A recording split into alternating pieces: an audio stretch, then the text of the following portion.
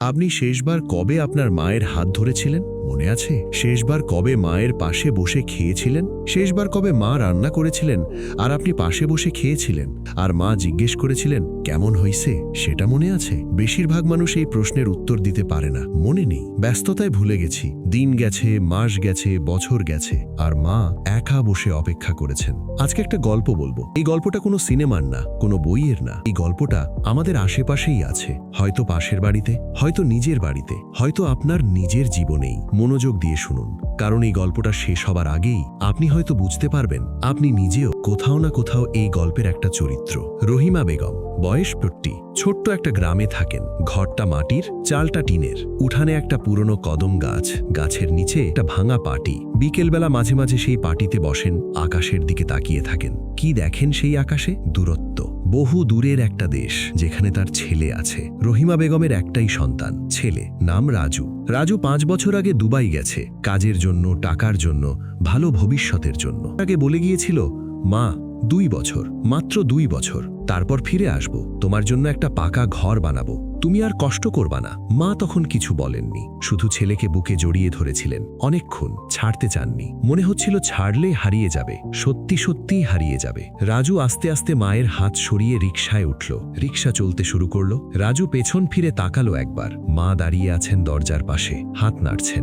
রাজু হাত নাড়ল, রিকশা বাঁকের মুখে গেল, মা আর দেখা যাচ্ছে না। রাজু সামনে তাকালো, কিন্তু মা তখনও দাঁড়িয়েছিলেন। রিকশা দেখা না গেলেও, রাস্তার ধুলো মিলিয়ে যাওয়ার পরেও অনেকক্ষণ দাঁড়িয়েছিলেন। মায়েরা এভাবেই বিদায় দেন, সন্তান চলে যাওয়ার পরেও তাকিয়ে থাকেন, যতক্ষণ চোখ কাজ করে। প্রথম মাসে রাজু প্রায় প্রতিদিন ফোন করত, মা কেমন আছো, খাইছো, ওষুধ খাইছো, ঘরে কোনো সমস্যা নাই তো? মা হাসতেন, মনে মনে ভাবতেন ছেলেটা অনেক দূরে গেছে, তবু মাকে ভোলেনি, আল্লাহ ভালো রাখুক। দ্বিতীয় মাসে ফোন আসতো 2 দিনে একবার, তৃতীয় মাসে সপ্তাহে একবার, 6 মাসের মাথায় মাঝে মাঝে। 1 বছর পর মাই বেশি ফোন করতেন। রাজু ধরতো, কথা বলতো, কিন্তু তার মাঝে একটা ব্যস্ততা থাকতো, একটা তাড়া থাকতো। মা কাজ আছে, রাখি, মা পরে কথা বলবো, মা এখন একটু ব্যস্ত। মা রাখতেন, ফোন রেখে কিছুক্ষণ বসে থাকতেন, তারপর উঠতেন, রান্না করতেন, একা খেতেন, রাতে একা ঘুমোতেন। একটা কথা মুখে বলতেন না, কিন্তু বুকের ভেতর সব সময় ছিল, ছেলেটা কি আর আসবে? 2 বছর পার হলো, রাজু আসলো না। মা একটু সময় লাগবে, টাকা জমাতে হবে। 3 বছর পার হলো, রাজু আসলো না। মা ভিসার সমস্যা দেখছি। 4 বছর পার হলো, রাজু আসলো না। মা এইবার ঈদে চেষ্টা করব। ঈদ আসলো, ঈদ গেল, রাজু আসলো না। মা প্রতিটা ঈদের আগে ছেলের ঘর সাজাতেন, বালিশের কভার পাল্টাতেন, নতুন চাদর বিছাতেন, রান্না করতেন ছেলের পছন্দের খাবার, পোলাও, গরুর মাংস, মিষ্টি। তারপর বসে থাকতেন, অপেক্ষা করতেন। রাজু আসতো না। পোলাও ঠান্ডা হতো, মাংস শুকিয়ে যেত, মিষ্টি পচে যেত। মা পাশের বাড়িতে দিয়ে দিতেন, কাউকে বলতেন না বুকের ভেতরের কথা। শুধু রাতে একা বসে বলতেন, আমার রাজু ব্যস্ত, অনেক কাজ তার, আল্লাহ ওকে ভালো রাখুক। মায়েরা এভাবেই কষ্ট লুকান, নিজেই নিজেকে বোঝান, সন্তানের পক্ষ নেন, সন্তানের দোষ দেখেন না, শুধু ভালো থাকতে বলেন। রাজু প্রতি মাসে টাকা পাঠাতো, নিয়মিত। সেই টাকা দিয়ে মায়ের কোনো অভাব ছিল না। চাল কিনতেন, ডাল কিনতেন, ওষুধ কিনতেন, গ্রামে কারো বিপদ হলে সাহায্য করতেন। কিন্তু যে অভাব ছিল সেটা টাকায় কেনা যায় না। ছেলের মুখটা দেখার অভাব, ছেলের গলার স্বর কাছ থেকে শোনার অভাব, ছেলের হাতের ছোঁয়ার অভাব। রাতের বেলা যখন বুকটা ফাঁকা লাগতো, তখন কোনো টাকা কাজে আসতো না। মা তখন পুরনো একটা ছবি বের করতেন, রাজুর ছোটবেলার ছবি, বছর 5 বয়স, হাসছে, দাঁতগুলো এখনো পুরোপুরি ওঠেনি, চোখে দুষ্টুমি। সেই ছবিতে হাত বোলাতেন, বলতেন, রাজু তুই কোথায় রে, মা তোরে দেখতে চায়। কেউ শুনতো না। 5 বছর হয়ে গেল। রহিমা বেগমের আর আগের মতো দেই, হাঁটতে কষ্ট হয়, হাঁটুতে ব্যথা, মাথা ঘুরে মাঝে মাঝে, খেতে পারেন না ভালো করে। তবু প্রতিদিন ফজরের নামাজ পড়েন, হাত তোলেন, হে আল্লাহ আমার রাজুকে ভালো রাখো, ওকে হেফাজত করো, ও অনেক দূরে আছে, আমি নেই কাছে, তুমি থেকো তার পাশে। একটু থামেন, তারপর বলেন, আর পারলে একবার, শুধু একবার আমার ছেলেকে আমার সামনে দাও, বুকে জড়াইতে চাই একবার, শুধু একবার। এই দোয়া তিনি 5 বছর ধরে করছেন, প্রতিটা ফজরের নামাজের পর। একটা দিনও বাদ দেননি। ঈদের 1 সপ্তাহ আগের কথা, রহিমা বেগম রাতে শুয়েছিলেন। হঠাৎ বুকের বাঁ দিকে একটা চাপ অনুভব করলেন, নিঃশ্বাস নিতে কষ্ট হচ্ছে, মাথা ঘুরছে। ভয় পেলেন, কিন্তু চিৎকার করলেন না। বাড়িতে গেলেন না, ফোন তুললেন, রাজুকে ডায়াল করলেন। রাজু ধরল পড়ল। মা কাঁপা গলায় বললেন, রাজু বাবা, বুকে একটু ব্যথা করছে, একটু ভয় লাগছে। রাজু সেই মুহূর্তে মিটিংয়ে ছিল, অফিসের কাজ, গুরুত্বপূর্ণ ক্লায়েন্ট। বলল, মা এখন একটু মিটিংয়ে আছি, তুমি পাশের বাড়িতে ডাকো কাউকে, ওষুধ খাও, আমি পরে ফোন করব। মা বললেন, ঠিক আছে বাবা, তুই মিটিং কর, আমি ঠিক হয়ে যাব। ফোন রাখলেন, একা শুয়ে রইলেন। পাশের বাড়িতে ডাকলেন না, ভাবলেন রাতে কাউকে বিরক্ত করা ঠিক হবে না, ভাবলেন একটু পরেই ভালো হয়ে যাবেন। ছাদের দিকে তাকিয়ে রইলেন, মনে মনে রাজুর মুখটা আঁকলেন। ছোটবেলার রাজু স্কুল থেকে ফিরে দৌড়ে আসতো, মা ভাত দাও, খিদে পাইছে। ঠোঁটে একটু হাসি এলো, চোখ ভারী হয়ে এলো। বললেন নিজের মনে, রাজু তুই ভালো থাকিস। তারপর চোখ বন্ধ হয়ে গেল। রাজু মিটিং শেষ করলো, কফি খেলো, হাসতে হাসতে সহকর্মীদের সাথে কথা বলল। রাতে খেলো, একটু টিভি দেখলো, ঘুমালো। মায়ের কথা মনে ছিল না, পরে ফোন করব সেই পরে আর হলো না। ভোর রাতে রহিমা বেগম চলে গেলেন। কোনো শব্দ নেই, কোনো ডাক নেই, শুধু চুপচাপ চলে গেলেন, যেভাবে তিনি সারা জীবন ছিলেন, নিঃশব্দে, নিজের কষ্ট কাউকে না জানিয়ে।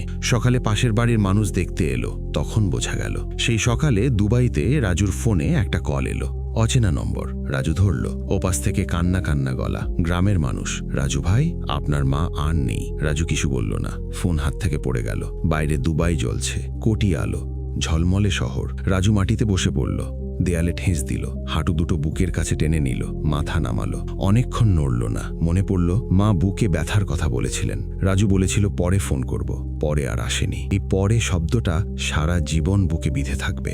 দেশে ফিরতে 3 দিন লেগে গেল। ভিসার কাগজ, টিকিট, অফিসের ছুটি। 3 দিন আগে যদি ফিরত, মাকে দেখতে পেত, কিন্তু হলো না। গ্রামে পৌঁছলো রাজু, সোজা কবরস্থানে গেল। নতুন কবর, মাটি এখনো নরম, কয়েকটা ফুল দেওয়া। কবরের মাথায় একটা ছোট্ট পাথর। রাজু হাঁটু গেড়ে বসলো, মাটিতে 2 হাত রাখলো। বুকের ভেতর থেকে কি যেন উঠে আসছে, গলায় আটকে যাচ্ছে। মা। একটাই শব্দ বলতে পারলো, তারপর আর কিছু না। অনেকক্ষণ চুপ, তারপর ভাঙা গলায়, মা তুমি একবার বলতে পারতে, একটাই কথা বলতে, রাজু আয়, শুধু এইটুকু। আমি সব ছাইরা আসতাম মা, সব, মিটিং না, কাজ না, কিচ্ছু না, শুধু তোমার কাছে আসতাম। তুমি বললে না কেন মা? থামলো, কারণ তুমি বলনি কখনো। তুমি কখনো নিজের কষ্টের কথা বলনি। সব সময় বলেছ ভালো আছি বাবা, সব সময় বলেছ তুই ভালো থাকিস। কখনো বলনি আমি কষ্টে আছি, আমি একা আছি, আমার তোকে দরকার। মাটিতে মাথা রাখলো। আর আমিও বুঝিনি। টাকা পাঠিয়েছি, ভেবেছি দায়িত্ব পালন করছি, ভেবেছি এটাই যথেষ্ট। কিন্তু মা, তুমি তো টাকা চাওনি, তুমি চেয়েছিলে আমাকে, শুধু আমাকে। কাঁদছে। 5 বছর, 5টা বছর একটা বারও আসিনি, একটাও ঈদ করিনি তোমার সাথে। তোমার শেষ ঈদগুলো তুমি একা করেছো, রান্না করেছো একা, খেয়েছো একা, সেজেছো একা, আমার জন্য অপেক্ষা করেছো। আমি আসিনি। দীর্ঘ নীরবতা, শুধু বাতাসের শব্দ। মা, মাফ করো আমাকে। কোনোদিন মাফ না করলেও মাফ চাই। রাজু মায়ের ঘরে ঢুকলো। সবকিছু যেমন ছিল তেমনই আছে, কেউ কিছু ঝরায়নি। মায়ের জায়নামাজ বিছানো, তসবি পাশে রাখা, একটা পুরনো হাত পাখা। আলমারির ওপর রাজুর ছোটবেলার ছবি। রাজু এগিয়ে গেল, ছবিটা হাতে তুলল। ছোট্ট রাজু হাসছে, দুষ্টু চোখ। ছবির পাশে মায়ের চশমাটা রাখা। রাজু চশমাটা ধরল। এই চশমা দিয়ে মা দেখতেন, কোরআন পড়তেন, চিঠি লিখতেন। চিঠি। রাজু মনে পড়ল মা একসময় চিঠি লিখতেন, ফোনের যুগেও। বলতেন ফোনে যা বলা যায় না, চিঠিতে বলা যায়। বিছানার নিচে একটা পুরনো টিনের কৌটা। রাজু মনে করতে পারল ছোটবেলায় এই কৌটায় মা গুরুত্বপূর্ণ জিনিস রাখতেন। কৌটাটা বের করলো, খুলল। ভেতরে কয়েকটা ভাঁজ করা কাগজ, তারিখ লেখা, মায়ের হাতের লেখা। কাঁপা হাতে প্রথমটা খুলল। রাজু, আজ তোর জন্মদিন। তুই মনে রাখিস কিনা জানি না, আমি মনে রাখি। 5 নভেম্বর। তুই ছোটবেলায় বলতিস মা কেক বানাও, আমি বানাতাম, তুই সব খেয়ে ফেলতিস। আজও বানিয়েছি একটা ছোট্ট, একা খাইছি, কষ্ট লাগছে, তবু ভালো লাগছে, কারণ তুই আছিস পৃথিবীতে, সেটাই আমার সবচেয়ে বড় আনন্দ। ভালো থাকিস বাবা। রাজু পরেরটা তুলল। রাজু, আজ বৃষ্টি হচ্ছে। তুই ছোটবেলায় বৃষ্টি দেখলে দৌড়াইয়া বাইরে যেতিস, আমি বকতাম, তুই শুনতিস না। আজ বৃষ্টি দেখছি, তোর কথা মনে পড়তেছে, ঘরটা খালি লাগছে, থাকলে হয়তো এখনো দৌড় বাইরে। আরেকটা। রাজু, গতকাল স্বপ্নে দেখলাম তুই আসছিস, হাতে একটা ব্যাগ, হাসছিস। আমি দরজায় দাঁড়াইয়ে আছি, তুই আমার কাছে আসলিস, বললিস মা আসছি। আমি জড়াইয়া ধরলাম। তারপর ঘুম ভাইয়া গেল। পাশে তাকাইলাম, নাই। কিন্তু সারা দিন মনটা ভালো ছিল। রাজু কাগজটা নামিয়ে রাখলো, চোখ মুছল। আরেকটা তুলল। রাজু, আজ ঈদ, তোর ঘর সাজাইছি, বালিশের কভার পাল্টাইছি, নতুন চাদর দিছি, পোলাও রান্না করছি, তোর পছন্দের গরুর মাংস করছি।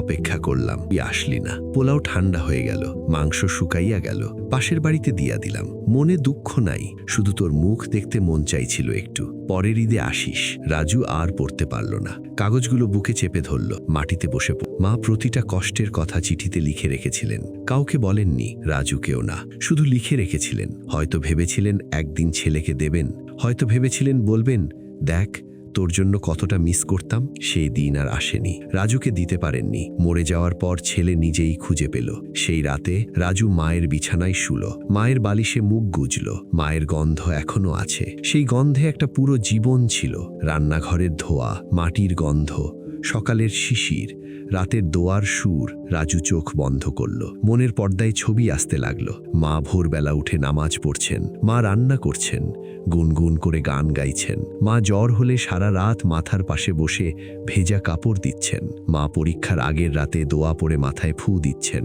মা প্রতিদিন স্কুলের গেটে দাঁড়িয়ে থাকছেন ছেলে আসবে বলে। কতগুলো বছর, কতগুলো স্মৃতি। রাজু কিছুই ফেরত দিতে পারেনি, ফেরত দেবার সুযোগও আর নেই। রাজু নিজের মনে বলল, মা তুমি যখন জীবিত ছিলে তখন বুঝিনি কতটা দরকার তোমাকে। এখন বুঝলাম, কিন্তু এখন আর কোনো লাভ নেই। পরদিন ভোর, ফজরের আজান হচ্ছে। রাজু উঠল, অজু করল, মায়ের জায়নামাজটা বিছালো, নামাজ পড়ল, হাত তুলল, চোখ ভর্তি পানি। আল্লাহ, আমার মাকে মাফ করো। তুমি সারা জীবন তোমাকে ডেকেছেন, তুমি তাকে ভালো রেখো, জান্নাত দাও তাকে। একটু থামলো। আর আমাকে মাফ করো। আমি মায়ের সময় মতো পাশে থাকতে পারিনি। আমি ব্যর্থ হয়েছি।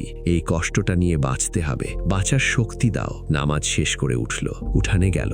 ভোরের আলো আস্তে আস্তে ছড়াচ্ছে, কদম গাছে পাখি ডাকছে, শিশির পড়ছে ঘাসে। পৃথিবী আবার সকাল হয়েছে, কিন্তু রাজুর জীবনে একটা সকাল চিরতরে নিভে আছে। মায়ের ঘরের দিকে তাকালো। মাটির দেওয়াল, টিনের চাল, ছোট্ট দরজা, একটা পুরনো ঘর। রাজু এই ঘর পছন্দ করত না। সবসময় বলতো মাকে পাকা ঘর বানিয়ে দেবে, ইট সিমেন্টের ঘর, বড় ঘর। মা বলতেন, ঘর লাগবে না, তুই থাকলেই ঘর। রাজু তখন বুঝতো না, এখন বুঝলো। মাটির এই ছোট্ট ঘরে যখন মা ছিলেন তখন এটাই ছিল পৃথিবীর সবচেয়ে বড় ঘর, সবচেয়ে উষ্ণ, সবচেয়ে নিরাপদ। এখন মা নেই, এখন এই ঘর শুধু মাটি আর টিন।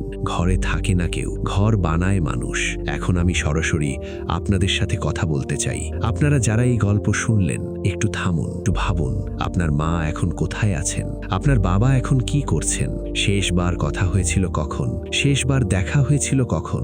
যদি দূরে থাকেন, আজই ফোন করুন, এখনই করুন। এই ভিডিও শেষ হওয়ার পরপরই শুধু জিজ্ঞেস করুন, মা কেমন আছো? শুধু এইটুকু। দেখবেন মায়ের গলা কেমন পরিবর্তন হয়ে যাবে। একটু আগে হয়তো একা বসেছিলেন, ছেলের কথা মনে পড়ছিল, মেয়ের কথা মনে পড়ছিল, হয়তো চোখে পানি ছিল। আর আপনার ফোন আসলেই সব বদলে যাবে। মায়েরা এভাবেই কাজ করেন।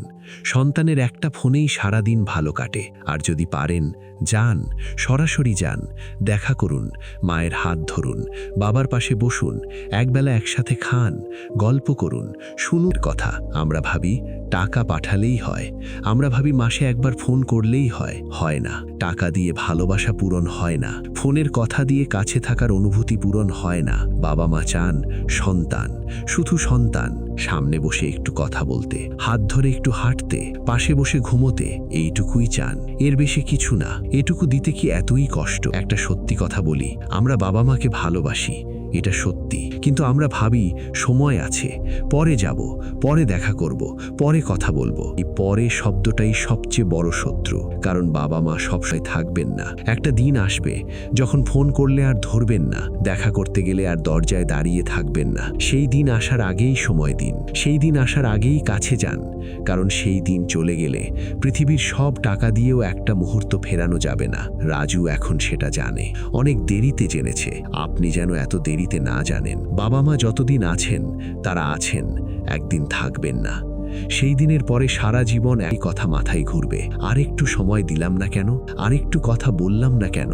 আরেকটুখানি কাছে গেলাম না কেন? এই প্রশ্নের জবাব কেউ দিতে পারে না। তাই এখনই সময়, এখনই যান, এখনই কথা বলুন, এখনই হাত ধরুন। বাবা মার দোয়া হারানোর আগে তাদের সময় দিন, কারণ তাদের দোয়াই আপনার সবচেয়ে বড় সম্পদ। সেই সম্পদ যত্ন করুন, ভালোবাসুন, সময় থাকতে।